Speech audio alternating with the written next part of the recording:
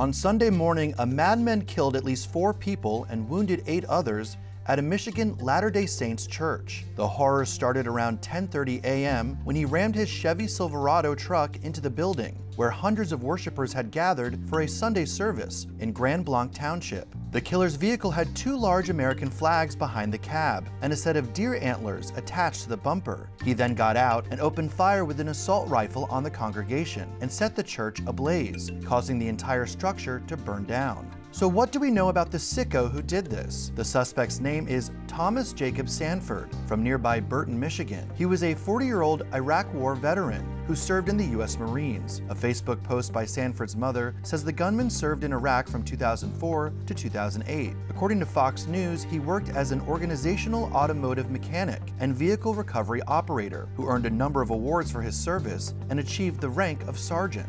Social media accounts believed to be connected to Sanford reveal he was a family man with a wife and a young son. Pictures posted on Facebook show the family smiling, posing in the beds of pickup trucks, or in a field of tall sunflowers. A dormant GoFundMe page from 2015 raised more than $3,000 for the couple's now 10-year-old son, who was born with congenital hyperinsulinism, or CHI, a rare genetic condition in which the pancreas releases too much insulin. As authorities investigate what led Sanford to commit his sickening crime, former Assistant FBI Director Chris Swecker told Fox and Friends First that a motive is already in sight.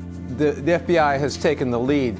That means they're treating this as either a hate crime or an act of domestic terrorism. The investigation is deep into it at this point with regard to motive. White House Press Secretary Carolyn Leavitt indicated that the gunman targeted the worshipers because of their faith. Well, from what I understand, based on my conversations with the FBI director, all they know right now is this was an individual who hated people of the Mormon faith. And they are trying to understand more about this, how premeditated it was, how much planning went into it, whether he left a note. All of those questions have yet to be answered. President Trump echoed that sentiment in a Truth Social post, in which he wrote, "This appears to be yet another targeted attack on Christians in the United States. This epidemic of violence in our country must end immediately."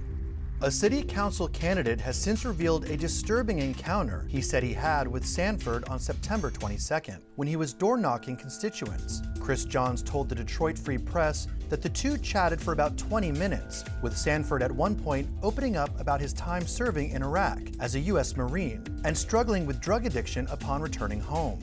But what started out as a friendly conversation took a sharp turn when the subject of religious faith was brought up and Sanford started ranting against Mormons after revealing he had a relationship with a woman whose family was Mormon when he lived in Utah. It was very much standard anti-LDS talking points that you would find on YouTube, TikTok, Facebook, John said, and culminated when Sanford stated that he considered Mormonism the Antichrist. The Burton City Council candidate said he recognized Sanford immediately when his picture was released after the shooting. "There's certain things you don't forget," he said. "This is not a forgettable guy."